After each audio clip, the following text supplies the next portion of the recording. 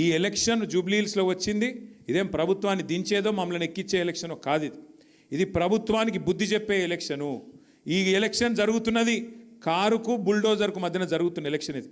మీరు కేసీఆర్ గారి కోటేస్తే బ్రహ్మాండంగా మళ్ళొక్కసారి 10 ఏళ్ళు ఎట్లయితే ప్రశాంతంగా ఉన్నామో ఆ పరిస్థితి వస్తుంది. లేకపోతే రేపు మీ ఇంటికి బుల్డోజర్ వస్తుంది. పక్కా చెప్తున్నాను నేను. మళ్ళీ తర్వాత మీరు లబోదిబో అంటే లాభం లేదు.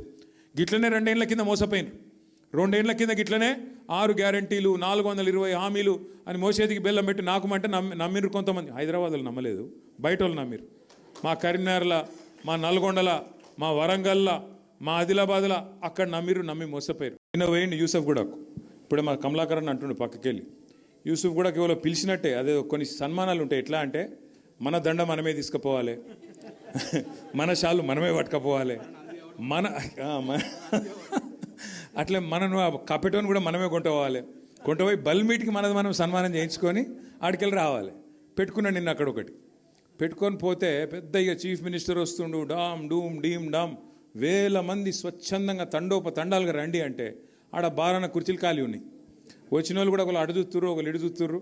ఎక్కడ కూడా ఏం లేదు. ఇక ఆడ పోయి ఏదో లేనిపోయిన ఆవేశం తెచ్చిపెట్టుకొని డైలాగులు కొట్టిండు కొన్ని. అయితే అక్కడ పాయింట్ ఏంటంటే పోయిండు, సరే ఏదో మాట్లాడిండు. కానీ కొన్ని గమ్మత్తుంటాయి. అప్పుడప్పుడు మనకు తెలియకుండానే కొన్ని నిజాలు బయటకు వచ్చేస్తాయి. రేవంత్ రెడ్డి గారు చాలా చెప్పిండు నిన్న. నేను ఇట్లా నేను అట్లా అని చెప్పి ఆఖరికి ఒక మాట అన్నాడు. నేను చెప్పిన ప్రతి మాట నిలబెట్టుకుంటాను, నేను చెప్తలేను, నేనేం దేవుని కాదు.